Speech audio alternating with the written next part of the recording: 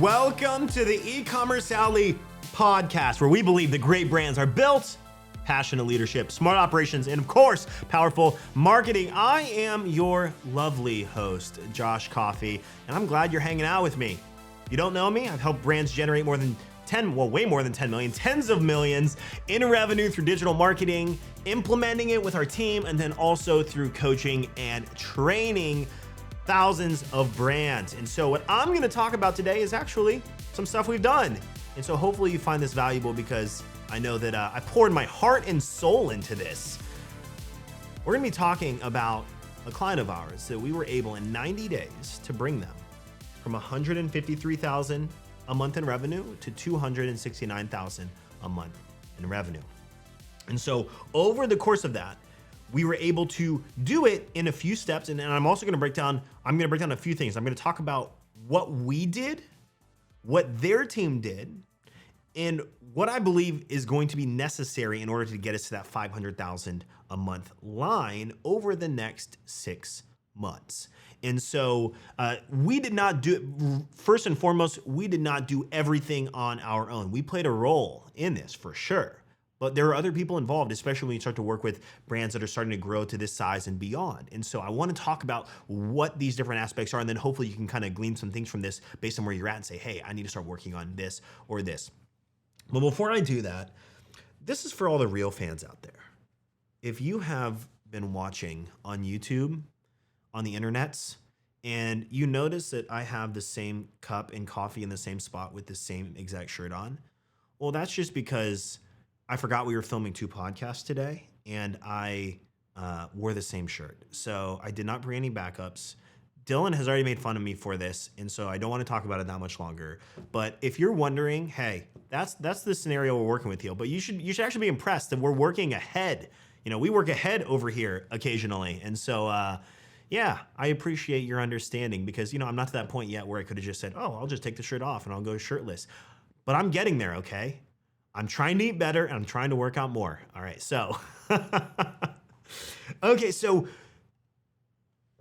this client of ours is they're in the food and beverage space.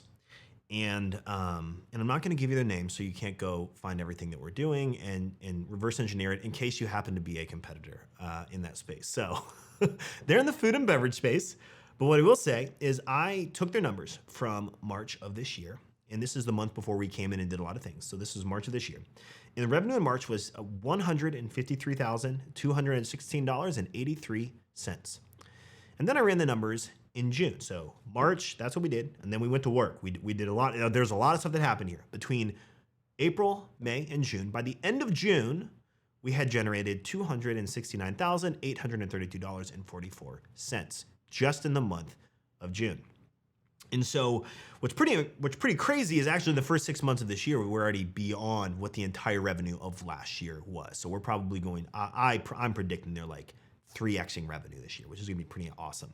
And so that's kind of the start of the numbers, just to give you some tangible stuff here. So that's some pretty substantial growth. And so when we're part of things like this, and I've seen how a lot of the sausage is made in the back end, I think that we don't all get the opportunity to look behind the kitchen to say, hey, how is all this stuff being done? So my goal of this podcast, it might be a little lengthy. We'll kind of feel it out, but I'm going to dive into numbers. I'm going to break down what we did. I'm going to break down the campaigns that we ran. I'm going to break down everything that I can to hopefully give you some insight, to maybe inspire you to go do one of these things or some of these things, or begin taking those steps forward.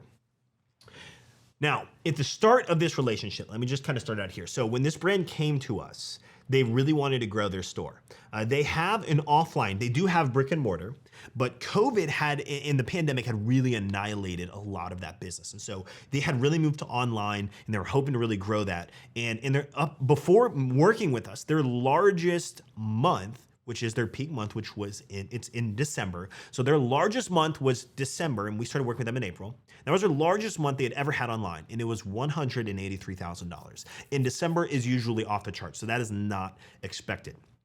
But a lot of the other months were hovering between like 80 and 150, 153 in March, as I just mentioned.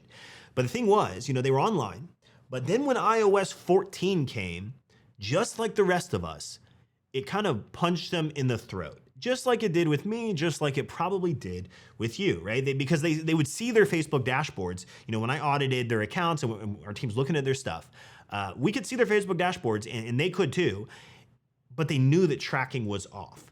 And it's pretty crazy, and I'll give you some examples in a little bit, but the tracking is wildly off with that.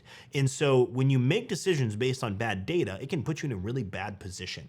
And so we need to make decisions based on good data. And the thing was, they knew their tracking was off. They knew it wasn't telling a very, very accurate story of their advertising efforts. And so it was capping them at what they would spend online because they didn't know what was working truly and what wasn't. And on top of that, they also had a social media marketing team. They had a Google Ads team, they had an SMS team, they had an email team.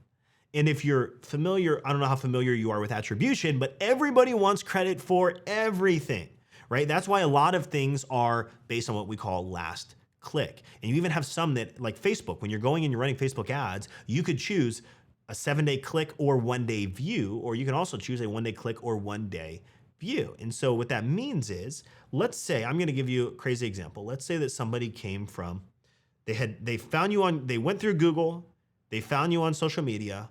From social media, they clicked to your they went directly to your website, they joined your email list, they got an email, they clicked through an email promo, they bought something from email, but then later they were scrolling on Facebook and they scrolled by one of your ads, but they didn't buy anything because they just bought something earlier that day. And so they scrolled by one of your ads and kept moving on.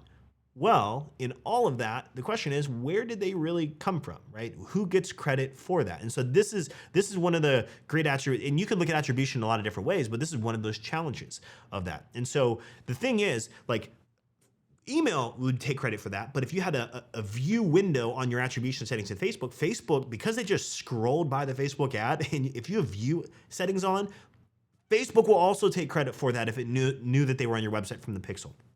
And so this gets really, really hard. And so attribution being all over the place, everyone wants credit for everything. Now, unfortunately, organic and social rarely get the credit because those are harder to track than some email and advertising.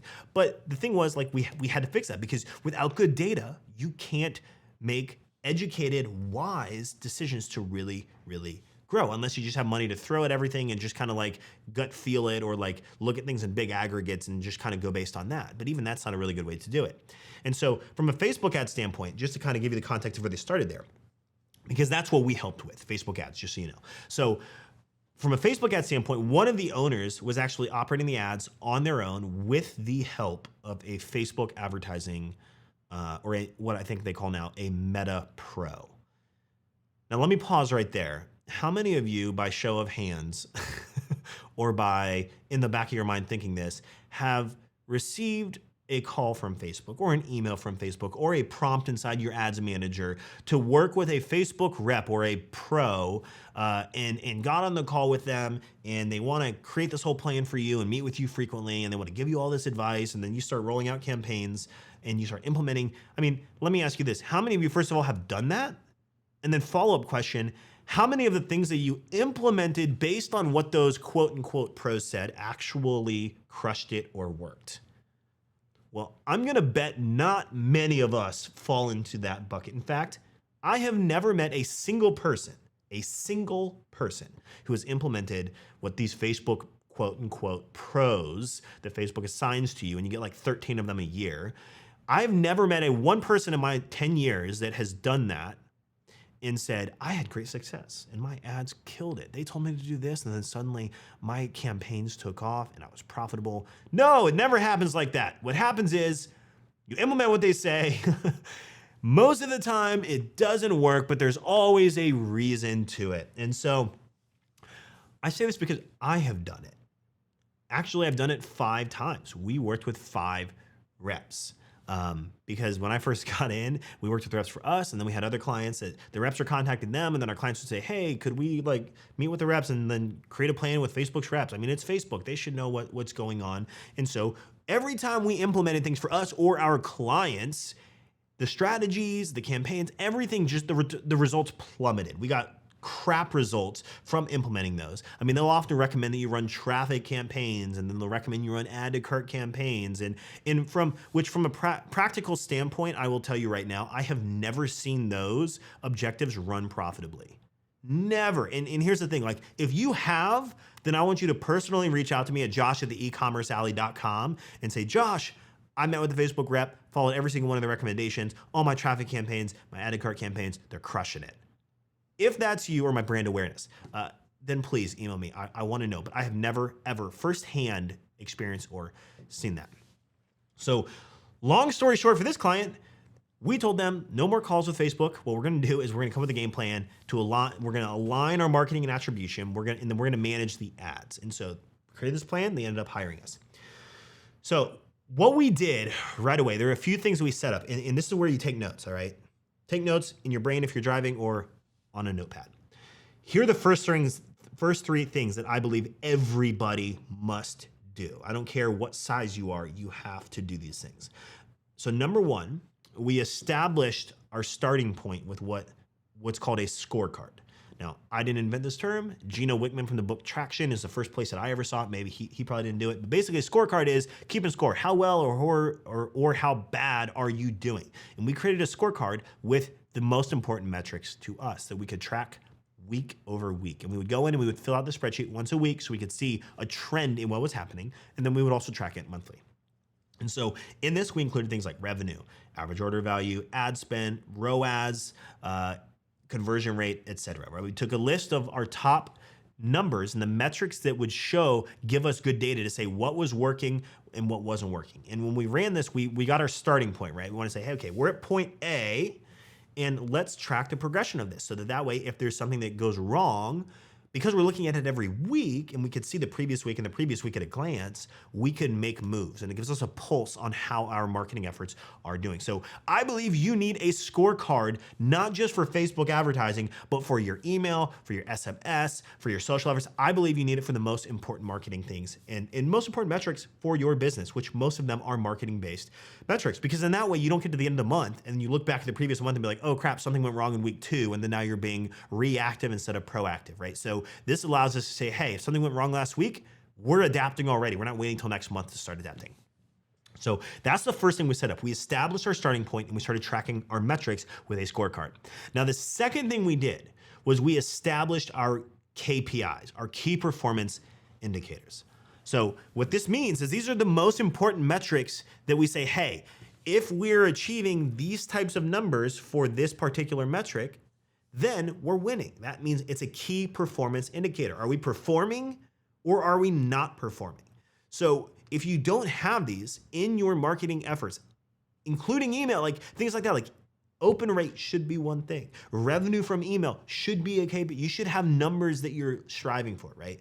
And let me tell you this, whenever I'm consulting on advertising or I'm doing one-on-ones, I'm coaching, and I always have to know numbers. You have to have good data to make good decisions, is what I believe. And so every time I'm consulting on this and I ask somebody, hey, what's your break even or your target CPAs, cost per acquisition or ROAS, and I ask them if they've established that and they haven't, all I can think about is that scene from The Office with Michael Scott. No, God! No, God, please, no! No! No! No! That's all I can think the whole time. Like when I'm talking to someone, like marketing is a mathematical equation. It's not an emotional decision. And if you don't know the math, you can't win. You can't win if you don't know what winning looks like and you're not tracking what that winning looks like with a scorecard. So first we need a scorecard, but second of all, we need to then figure out what does winning look like for me based on the activity that I am doing. So we established right off the bat a couple things, our break evens and our targets, right? You need to know, what is my break even return on ad spend? What is my break even cost per acquisition? And even what is my break even cost per click? You can even go down that deep. And then we want to establish what are our targets? What does that look like? And those are obviously over the break evens, right? And so we need these because if we are below break even, we are paying to acquire customers. We are losing money getting that customer in the door. And depending on your business model, it could be okay for a small while if you have the cash to float the difference. But for the most part, We don't want to. I'm okay with a break even on acquiring a new customer. I'm cool because I know they're going to buy in the future. But I'm not going to take a 50% loss on that first customer in hopes that we generate that over the next 90 days. Don't want to do that. We want to break even. So we have our break evens and we have our targets, because if we're at break even or lower, we're optimizing and we're fixing things. We're improving things. If we're at target or higher, we're scaling things. This gives us the ability to say, okay, our budget is going to go up because we are above our target. It means not only are we acquiring customers and not losing money, but we are making money and we have margin built into this already. So because of that, we can increase our budgets. So you have to have these in order to predictably scale any business, in my humble opinion. So that's the second thing. So first, we establish our starting points and we're keeping track of things with a scorecard. The second thing is we establish the key performance indicators, the KPIs for the metrics inside that scorecard. And the third thing we did before we really got into it is we improved our attribution. All right, so in marketing, attribution is the identification of a set of user actions that contribute to a desired outcome, and then the assignment of value to each of these events. Now, that probably sounded really smart, and I did not come up with that. I literally just Googled definition of marketing attribution, all right? So what that basically means is we want to give credit where credit is due. We want to say, hey, if email is the thing that actually generated the revenue here, we're going to give credit to email. We're not going to give credit to ads. But if ads generated it, or social or organic, we want to give credit where credit is due. So to do this, what we did was we purchased and we set up a tool called Hyros. Hyros is a wonderful tool for accuracy on attribution in a post-iOS world. I literally could not do what I do within our clients and the people we work with. We would not be able to win like we do without a tool like this. And so there is a threshold, by the way, that at a certain point, you could do manual attribution right away. So if you're not to a revenue point of spending, like, let's say at least $5,000 to $10,000 a month on like your advertising, if you're like sub $10,000 in revenue, like definitely don't get an attribution tool. They're a few $100 a month and they go up from there. But at some point you have to, but you could do manual attribution prior to that. I'm not going to dive too deep into that, but we set up a tool called Hyros. There's another tool out there I'm a huge fan of as well, very similar, called Triple Whale. All right, so two tools that I have seen firsthand and used firsthand that do a great job. But Hyros is our weapon of choice. And so Hyros is a pretty sophisticated tool, but basically what it does is it will track revenue from all of our different marketing channels, and we can assign credit to things with what are called different attribution models. So most things are based on what's called last click. It means whatever was the last thing to get the click is going to get the sale. If they can't, and this is where it gets tricky. And this is what can like screw your advertising ROAS and the numbers in advertising, because let's say that they click, let me give you an example. Someone clicks on a Facebook ad. They get to your page. But before they can buy, there's a little pop-up that you say, hey, 15% off your first order, give us your email or your phone number, whatever. And they give you that. Well, then guess what? They want to get that, right? So they go to their email or they go to their phone number, they go to their phone number, they go to their phone, and then they click on the email link or the SMS link, right? They click on that. And then they buy using that discount. The question is, who gets credit? Well, Facebook thinks that they got the last click, but email thinks that they got the last click. And so there's all kinds of attribution models. There's last click, there's first click, there's scientific. Most tools like Facebook ads and email, all of those give last click. But Hyros gives you the ability to do different attribution models. So it has last click, it also has first click, and then it has what's called scientific. And we use scientific for everything, meaning we're gonna give credit to the first click if it's in a certain window of time, and then after that window of time is over, we're gonna give credit to the last click.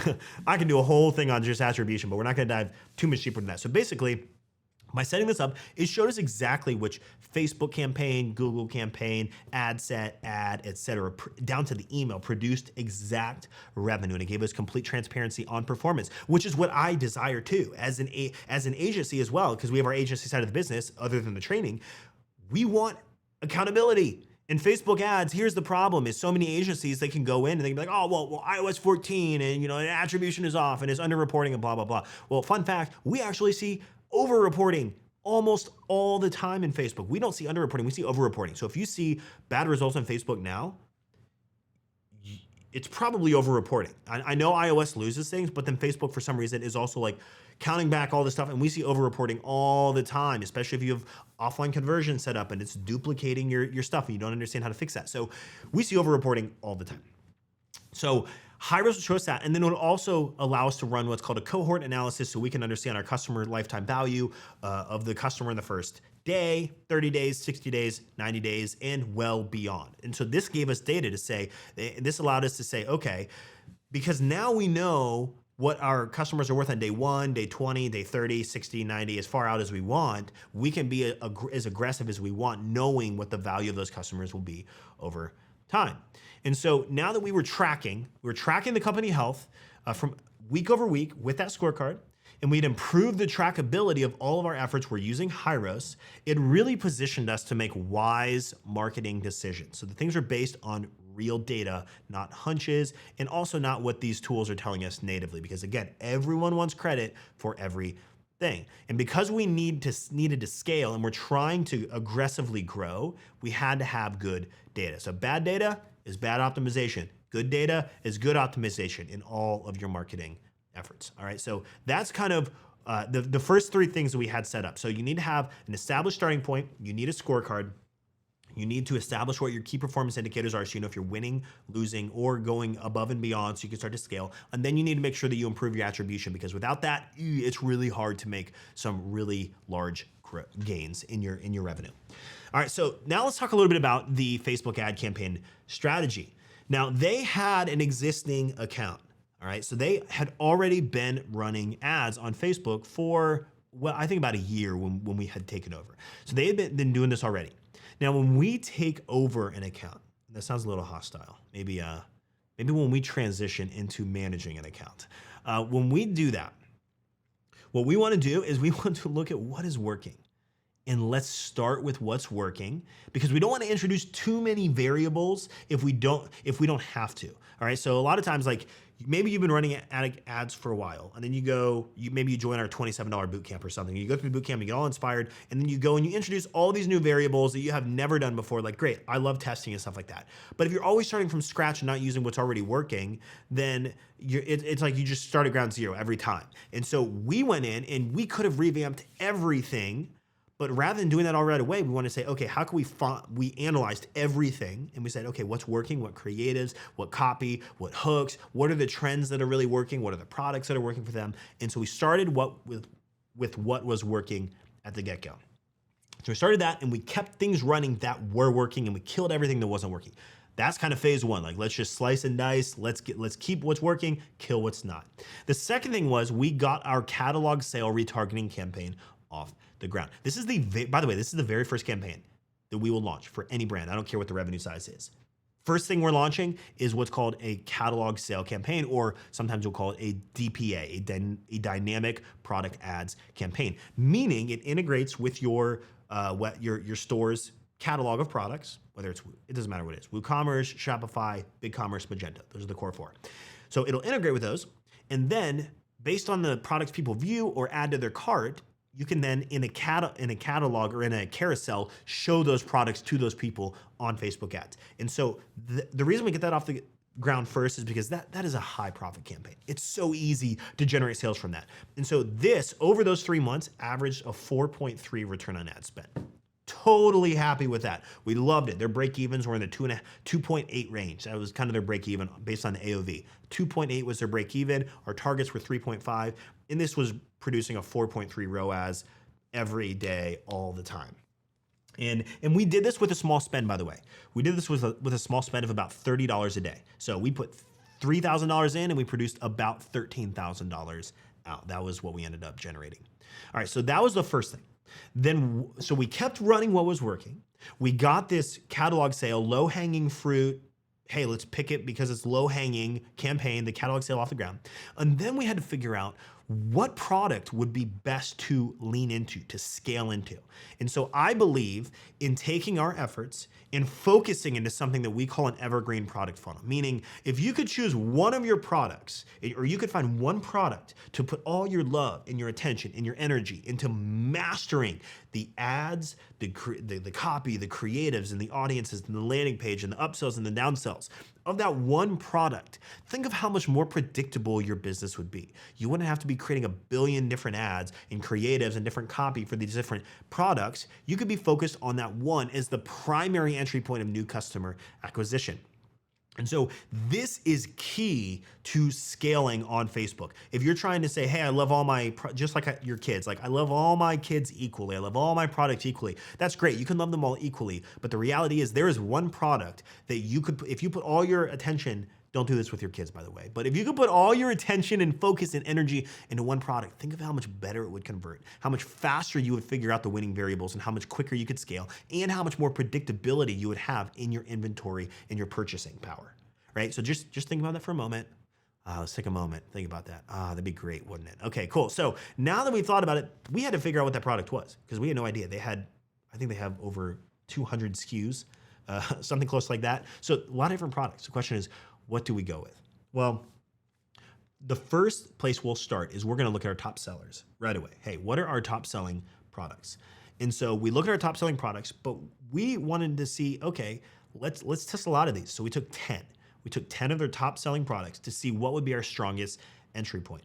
And we had a hunch what the top two would be because they were top two sellers, and that's exactly what ended up happening. So we whittled it, we launched these, what I call a promo sprint. So we launched a promo sprint. It was a short campaign, it was 2 weeks long, where we ran 10 different product ads within each of the ad sets to these winning audiences. We ran a promo sprint for 10 products, and as the products ran, if they were below break even, we shut them off. Just boom, boom, boom.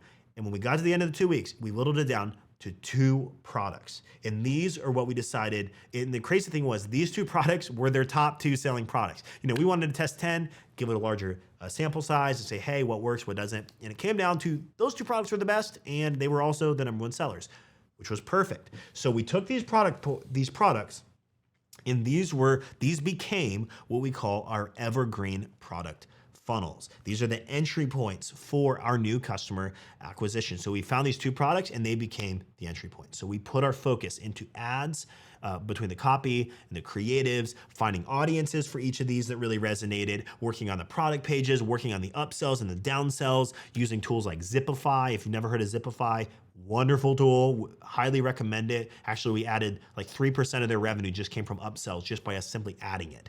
And so I think we did like $3,000 or $4,000 in sales just by adding some of that to it. Don't quote me on that. But anyway, so we had our 2 evergreen product funnel. These are our 2 cold entry points for new customers who had never heard of us before. So with those 2 products, we then went and we tested more than 50 ads across dozens of audiences. All right, so I'm fast forwarding, by the way, over the 3 months. Like we ran more than 50 unique ads to just dozens and dozens and dozens of audiences, and to find the ones that had the greatest ROAS and that potential to scale. All right, so this took time, took a lot of resource, a lot of effort. We ran ads that just sucked, like they did nothing. Like we launched them, no sales, and that's the thing, like. Marketing is a mathematical equation, not an emotional decision. And it's so easy to let your emotion get involved. It's so easy to get in and be like, oh, nothing works and we want to throw in the towel. And so if you're looking at the long vision, you have to not throw in the towel or you will not win in the long term. And so with these 2 products, we tested more than 50 ads, we tested dozens and dozens of audiences. And no, we do this inside something. We have a separate campaign for this. We call an audience lab. It's basically a campaign where we take different ads that are proven ads and we're testing them against tons of audiences to cold traffic. So we did this. And so as we found profitable audiences that were above that 3.5, because our 3.5 was our target return on ad spend, as we found things above it, we began increasing those budgets. And so we were able to scale vertically in different audiences horizontally in different audiences, but also vertically from a budgetary standpoint inside each of those ad sets. And then once we had stabilized, so the reason we like evergreen product funnels is for 3 reasons. Reason number 1 is stability, right? We need stability inside our business to say, hey, these campaigns have stabilized to produce results for us over and over again. Like they optimize and they have that stability. The second thing is predictability, meaning if I have 50 orders or 100 or 200 orders a day coming in from this EPF, Evergreen Product Funnel, for this product every day, how freeing is that to say, okay, I don't have to constantly be testing a million things and have my ROAS much lower and be living in testing world, which is a very expensive world to live in. How much more freeing is it to say, okay, whether I go do these new tests or not, I have this stability and predictability here. And the third reason we like EPFs is for scalability, because you can really scale things big and deep into one particular product. And so because we had that, we were then able to go and launch 2 additional campaigns. So we launched a lead generation campaign, and this was small budget, I think like 25 or between 25 and I think it's at $50 a day at this point. So $25 to $50 a day that we're running to generate leads. And here's the thing, the lead gen campaign, it was this easy. We literally ran a campaign, integrated it with Klaviyo with some emails, 7 emails on the back end to get them to buy. And by the way, if you didn't listen to last week's podcast, go listen to that. I talk more in depth about how to drive over 1,000 subscribers a month with ads. And so we basically just said, hey, get exclusive access to our deals. That was it. And so we're driving 92-cent leads. I mean, you're sub $1, really, really easy. You spend $50 a day, you get 50 to 60 leads a day from that. Bada bing, bada boom. Pretty simple. And so we ran a lead generation campaign to grow the email because, again, as I mentioned before, like email is a huge part of our revenue. Email is a big part of it, and we want to grow the sustainability. So that was growing. And then we launched what's called Evergreen retargeting. So these served as kind of our MoFu and BoFu campaigns. So like middle of the funnel, bottom of the funnel. These are going to people that had already engaged with the purchase campaigns for those 2 products, right? So we have the cold traffic, warm traffic, hot traffic. Some people call them top of funnel, middle of funnel, bottom of funnel. I call them cold, warm, hot. So we had retargeting campaigns running to the people that engage with those 2 product cold campaigns but didn't purchase, all right? So we're drawing them down the funnel. So to recap, over the last 3 months, there were only 6 total campaigns that we ran. 6 campaigns, that's it. Like we didn't have a million campaigns. We had 6 total and that are still running right now. And that is, depending on when you listen, there might be more. 2 purchase campaigns to cold traffic for the 2 products. So product 1, product 2, they each have their own campaigns running and we're testing different audiences to those. Then we had 2 evergreen retargeting for each one of those products as well. So people hit the cold traffic within each of those product campaigns, and then they also move, if they didn't buy, to the retargeting campaigns for those. And this is going to our warm audiences, right? And then we had a catalog sale campaign. This is basically showing products to people that they looked at but didn't check out or purchase. They go to our hot audiences. And then we had our lead generation campaign. So this built, now we ran a promo sprint in there too. I guess technically we had 7 campaigns. We ran a promo sprint for the different products. But overall, that's ongoing 6 campaigns that are running all day, every day. Right? Our list is growing. We're getting cold traffic and purchases at the top of the funnel. If they don't buy, they're coming back to the middle of the funnel, which is pretty high ROAS. And then if they don't buy still, they're getting hit with our catalog retargeting, and that's hot people, and that's really high ROAS that we see. And so from a results standpoint, here's the breakdown. We spent, over those 3 months, $55,062.13. So $55,000 we put in. The revenue generated was $184,160. All right, so the ROAS of that, if you can't mathematically calculate that on the fly, I don't know who could, the return on ad spend was 3.34. And with that, we produced 907 new customers, never been in our system, never heard of us before, 907 new customers who collectively bought 3,209 products. Pretty cool. Pretty awesome. I mean, that's pretty big. I mean, over 300 new customers a month, and those people are buying 3,200 products over the span of 90 days. So that's the growth that we were able to see just in 90 days. Now, obviously, we're outside of that 90 days, and the trajectory we're on now is well above that. And so what I want to do, though, is I also want to draw attention to the everything in between. You know, we manage the Facebook ads, so that's the ad side of it. That's kind of how we structured things. But there's more to it than just one advertising channel when you're at $250,000 a month in revenue, or you're over $100,000 a month in revenue. There are other things that go into play. And so I kind of want to talk about these from being in the kitchen with the team and the cooks that were in there. And so this is everything in between. And this is what I believe it's going to take to go from where we're still at in that $250,000 to $300,000 range up to the $500,000 a month range over the next 6 months and beyond. And so again, this client's growth, it wasn't only because of us. I don't want to say we're the ones that generated all of that revenue. You know, we generated 184,000 of it from advertising, but we didn't drive all of that revenue. And so to operate like this, I do want to say, this takes a team.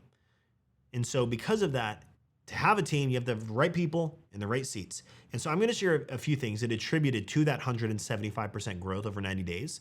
And the first thing, and this is the very, very first thing, is number one, and is on the leadership side things, by the way. Number one, you have to have impeccable communication. Like you have to be able to communicate. If you have a team now or you're working with an agency, depending on the size of your business, get these skills early on, but you have to be able to communicate very, very well. When things are great, let's highlight those things and why we think they're great. When things suck, we have to highlight those things and why we think they suck. There were a few weeks, like during Memorial Day weekend, we had run a Memorial Day campaign. Oh, it just plummeted our ads. It was so bad. We're spending $800 a day at that point, and we had to drop our ad spend back to $300 a day because it just destroyed it. Our ROAS took a punch to the face. Like it was really, really bad. And so we had to address it. We had to say, okay, that wasn't good. What happened and why did that happen? Because Memorial Day is about 1 month before 4th of July, and they're kind of similar-ish holidays. And so not that we celebrate different things, but they're both in that same kind of a season. And so what do we need to prepare differently because 4th of July is coming up? And so in those moments, we had to address it and we had to make a plan of action to get things back on track. And so the one thing I also loved about this is like in those moments too, I also really want to note that this client, it spoke volumes to me, but this client understands big picture is greater than small picture, because we may not have won the battle of Memorial Day weekend, but we're out to win the war. And so if you're in it for the long run, you have to realize that days or a week of bad stuff, that happens. Prime Day comes once a year and it hits us for a day or two, and Amazon sucks revenue from everybody, right? Amazon gets all the revenue. That's like Amazon's day, and everyone's ROAS plummets as a result, and everyone's sales are lower because everyone's buying on Amazon. So even when there are small setbacks and there are obstacles, we have to remember this is the short run, right? But we're in this for the long run. And if you're in it for the long run, you have to be able to say, hey, this is a short thing. We're moving on. We're going to win the war.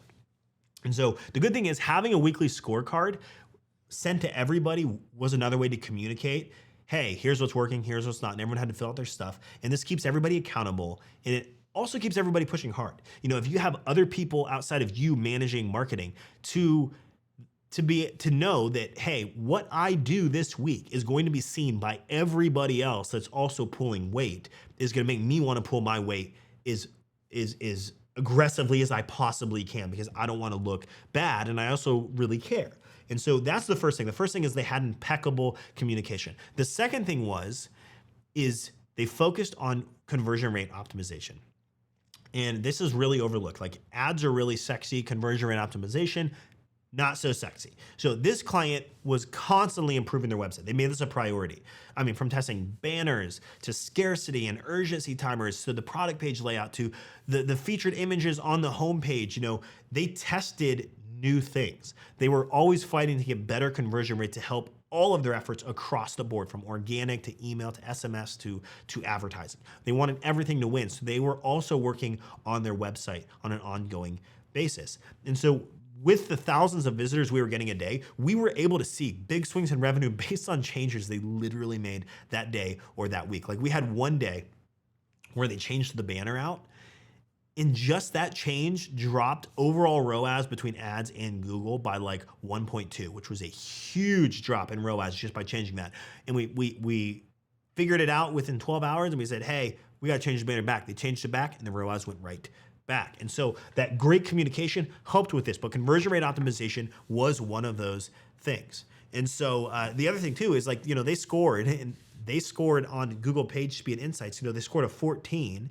But because they know that their page speed is really bad, they've actually brought in people to work on that. And so they're constantly focusing on conversion rate optimization. So I think to really win in the long run with, especially being e-commerce, like that is your place of business that people are buying. So why not optimize for that experience? The same way that Walmart optimizes the layouts of all of their aisles. It's very strategic, and it's all based on data and how people buy. It's both based on their buying behavior. And Walmart's constantly analyzing and making changes based on that. And so should you. Now, the third thing that they did that I believe assisted in such great growth for them is they're consistent in their email and their SMS. All right, so over the span of those 90 days, Hyros tracks this, which is pretty cool. But email and SMS touched $237,519 of the revenue. Now, it doesn't mean the email was the thing that drove the revenue, but email touched those people in one of those capacities. So Hyros will tell, like, if it was in Google, you'd call this an assisted conversion. So basically, email and SMS assisted in the conversion, which was 35.7% of their total revenue. Those people engaged in email or SMS in some capacity over those 90 days. But it took a lot of work. Consistent email and SMS are work, right? And so they had teams to help do this. And I hope if you're not doing this, that this kind of puts in your mind that you probably should, because email generally represents like 20 to 30% of revenue, and then SMS typically like 10 to 15% on top of that. And so guess how many emails though that they were sending per month on average? 30. They send 30 emails a month, one email per day. So it's a lot of work, but that a lot of work resulted in $237,000 being touched in revenue. Now that doesn't include SMS. SMS was also on top of that. Now you might say like, hey, that's a lot of email, like 30 emails. That's a lot of emails, Josh. I'm a one-man show, two-man show, five-man show. I'm a small team. I can't do that. And hey, that's okay. And you're right. I couldn't send 30 emails a month if I was manually sending those out. It probably wouldn't make sense for me either. But if you have a larger email list, or you're listening to this right now and you're like, Josh, we're also in that $150,000, $200,000, $300,000 range, and we're sending one email a week. Well, this is a kick in the butt to say, hey, start sending more emails. Start making a plan for SMS and sending more of those. All right, so if you're sending, here's my challenge to you. If you're sending one email a month right now, commit to one per week. If you do one per week, commit to two per week, or adding an extra 2 to 3 in throughout the entire month. And so that would be my challenge. If you're not doing a whole lot of this, that is one of the things that attributed largely to their revenue, because people would come in from ads and they would buy from email like the next day. But if the ads weren't running, but if they didn't send those emails, sometimes we wouldn't have made the conversion as a result of that. And so they all play together nicely, and it will improve your return on ad spend and your advertising efforts very largely if you are also doing email and SMS. So what I want to close with is five takeaways from all of this. All right. So 5 takeaways. Like if you're listening to this, and I know this was a little bit longer, but if you're listening to this, you're like, okay, so there's a lot of stuff you covered here. And what are those big things that I should like actually go take action on or start to consider? So I boiled it down to these 5 things. Number 1, you need to track your results with a scorecard. You have to know every single week what that week held before, and the week before that, and the week before that. And this gives you a pulse on your business. So you have to track your results week over week and month over month. That's number 1. Number 2, you need to know your numbers. Like, what does winning actually look like, and what does losing look like? Because if I'm losing, I don't want to scale anything. That's going to put me in a bad position. But if I'm winning, I do want to scale because I'm in a great position. That's going to help me grow even more aggressively. So that's number 2. Number 3 is you have to invest in paid advertising. When we look at this, over those 90 days, Google and Facebook ads, those are the only 2 platforms they're running on, accounted for $520,569 in revenue over those 90 days. That's a big chunk. That is a big chunk, meaning if you're not running paid advertising, you need to run paid advertising. If you've never done Facebook where it's confusing, you're not getting your results, hey, go through our $27 bootcamp. Go to alleypodcast.com/bootcamp and it'll forward you to our Facebook ads bootcamp page. It's $27. I think I have 6 hours of material and training in there. Absolutely worth it. You'll learn more than you've probably ever seen before on Facebook ads and the way that we teach and the methodologies, but you have to learn it. To scale, you need advertising. If you look at that 520, that was approximately 64% of the total revenue that they had done. And so what I always say about advertising is it's not if it works, because it does. It's what that looks like for you and when that ends up happening. And so if you want to learn how to do it, and you want to learn a little bit about how we do some things on Facebook ads and how we test and do rapid experimentation, things like that, go to alleypodcast.com/bootcamp. I'll have our team forward that so you can check that out. So that's number 3, invest in paid advertising. Number 4 is you need to invest more time and money into email and SMS than you are right now. Whatever you're doing right now, you can probably be doing more. All right. And there's a saying we like to say, if they keep buying, we keep sending. All right. So you will get unsubscribed. That's the nature of business. It's going to happen. But if they hate you that much, they probably wouldn't have bought from you anyway. And so as long as they're buying, you should continue to send emails and send SMS. So number 4, invest more time and money into email and SMS. And finally, number 5 is that at a certain point, you do need specialized teams to grow. And here's my rule of thumb. If your revenue is below $100,000 a month, if your revenue is, above $100,000 a month, consider hiring an agency. But up until then, you should be able to manage that in-house with the right frameworks and the right process. If you're over $100,000 a month and you're listening, you're like, Josh, I would really love to have your team have a look at our stuff, audit our stuff, see if we'd be a good fit to work with you. Awesome. Then go to alleypodcast.com/call, schedule a call with us, and we'll audit, we'll look through things and say, hey, can we actually help you? If you're below that, learn the skills, acquire those skills, focus on steering the ship, and focus on rowing until you could build a team that could do the rowing for you while you lead the vision and you steer that ship. So you, my friend, have been listening to the E-Commerce Alley podcast produced by Dylan Counts. And if you enjoyed this content, if you enjoyed this little case study, this breakdown, please take 5 seconds, leave us a review, even if it's just giving us the stars. We would appreciate it. You have a great day, my friend.